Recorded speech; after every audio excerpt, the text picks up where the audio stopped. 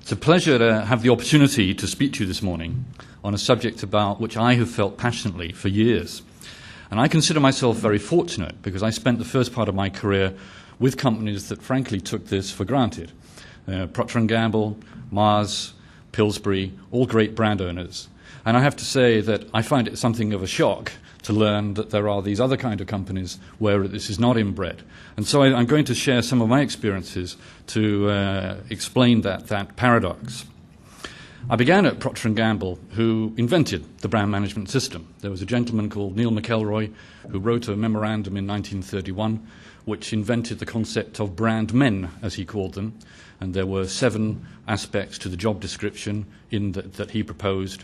And we would recognize that very clearly today as the role of a brand manager, just the sort of individual that Scott's identified.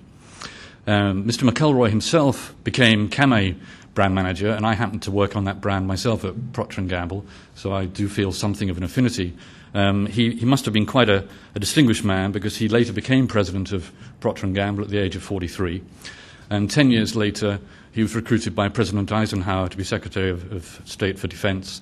And there he was one of the founding guidance behind NASA, which was very central to the management of the Cold War with the Russians. So a career in marketing undoubtedly can lead to a growth strategy in the future. It's a fact that every Procter & Gamble president since McElroy has come from the marketing department of Procter & Gamble, including the current distinguished holder of the post, A.G. Lafley, who one of his techniques has been to acquire great companies like Gillette. So not only are mums the owners of the brand now, but dads are too. And they have one of part of the reason for that strategy is to bring the whole masculine influence into the brand management. I then went to Mars, and Mars was also a marketing company in the sense that they were the very first, I believe, to adopt the Rosser-Reeve proposition of the unique selling proposition, the USP, the idea that every brand must have its own separate identity and reason. And in Mars, the brand manager was a mini managing director. He was responsible for profit and loss. He had to develop strategies for the brand.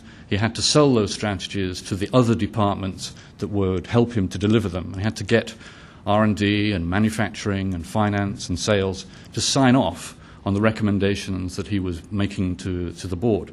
He was not senior to those people. He was level with them in terms of organizational hierarchy, but he undoubtedly provided the lead. And that was where the initiative, the innovation came from. And it was therefore a fantastic training ground, and a lot of those people who were in that training ground are running major British companies today, particularly major British retailers. In fact, I can think of about 7 of our largest retail companies that are run by former Mars brand managers in this country. The purpose of marketing, I think, is to satisfy customers at a profit. And at Pillsbury, I learned that delivering the bottom line was crucial, as this company lived and eventually died by the demands of Wall Street. However, I do feel it was taken to extremes. When I joined Pillsbury, the company proudly boasted of delivering 13 years of consecutive quarterly growth in earnings per share, the principal measure of success. But I learned that this was often achieved by excessive sweating of the assets, both tangible and intangible. And it was not a surprise to me that it was acquired 4 years later by Diageo, a company that's also very focused on city expectations even today, but has a much stronger commitment to creating shareholder value through building brands. But by that time, I had left to join Sony, where I took on a managing director's role for the first time, with full balance sheet responsibility as well as P&L responsibility. And in Sony, I set out a management structure which I expressed as follows. Marketing is responsible for managing the market, for bringing the perspective of the end user, the consumer, the customer, however you want to express that, to the decision table. He brings that voice, the voice of the consumer, to the management team. If you are selling directly to that customer, then marketing can manage that marketplace. But almost invariably, and I think this applies to business to business as well as business to consumer in most cases, you will be selling through channels, you will be selling through intermediaries, and therefore you need sales to bring that separate voice to the management decision. Finance ensures that the shareholder's voice is heard because we have to make a profit out of this transaction. If we let the consumer decide that, we will give away our products for nothing. We have to have a profit on the transaction. And HR may well be involved in this because of the importance of delivering through our employees. Any other voice, IT, manufacturing, etc., is subsidiary to this process. It is not representing one of these key stakeholders. However, it could be equally important in terms of delivering efficiency or quality to the enterprise. And the chief executive's role, or the managing director's role, is to make a decision balancing the needs of those various stakeholders. Now, since leaving Sony, I've spent the last 10 years or so building a career in British public companies. And I've served on several quoted company boards, both in executive and non-executive capacities. From my experience, I've concluded that the debate about the role of marketing in UK boardrooms is simply moribund. The issue is not how many marketing directors are on British boards, but is the board focused on marketing data, however it's provided?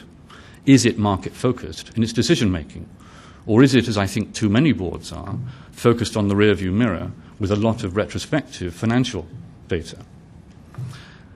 Scott's idea that the time has come for CMOs to be more strategic, more empowered, may well be right.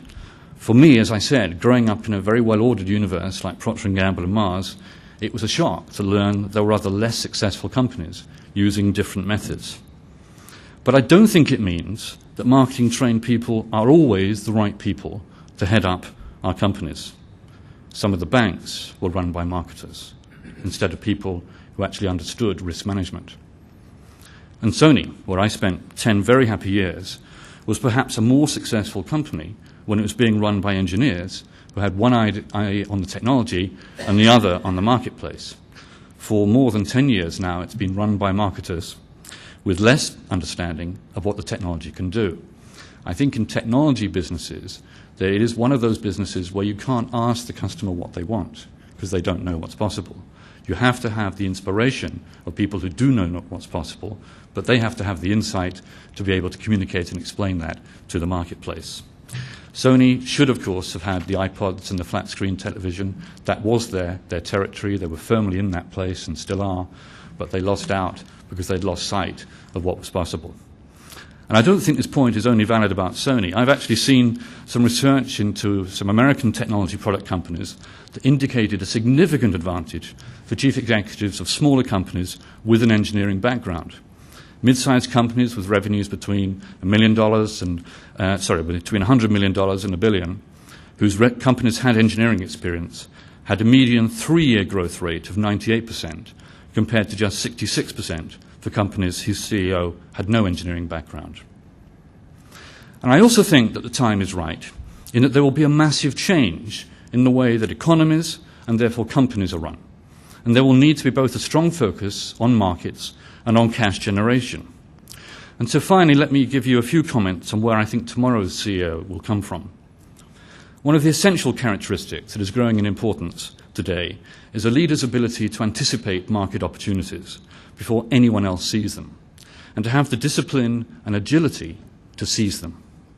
This foresight ranges from identifying potential market changes before they happen to predicting upcoming hiring needs to prepare for rapid organizational growth. And even though we are facing a very serious downturn, which may last for years, I believe there will be lots of companies that do enjoy rapid growth in that environment. The foundation for successful leadership is exceptional communication and interpersonal skills, and the ability to influence internal employees and external stakeholders. Mobilizing teams and working effectively with a broad range of partners and stakeholders, from the board to an executive's employees, is fundamental to a company's success. To perform at the highest levels, executives must be able to set a vision, formulate sensible business strategies, and drive them through the organization. If the marketplace dictates change, executives need to seek input from others, pinpoint how to alter the current strategy, adapt rapidly, and communicate the changes to all stakeholders. And as I say these words, they describe for me what one had to do as a young brand manager at Procter & Gamble or Mars. In the right organisation, marketing is as good a place as any for the future chief executive to gain his spurs. But it is not a universal rule, and at the end of the day, the future chief executive will be the right person for the job. Thank you.